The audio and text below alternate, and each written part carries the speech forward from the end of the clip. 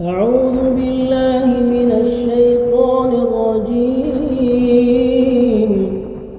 وقال الرسول يا رب إن قوم اتخذوا هذا القرآن مهجورا.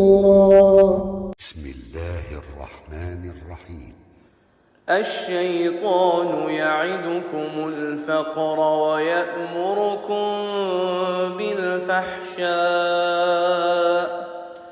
والله يعدكم مغفرة منه وفضلا والله واسع عليم.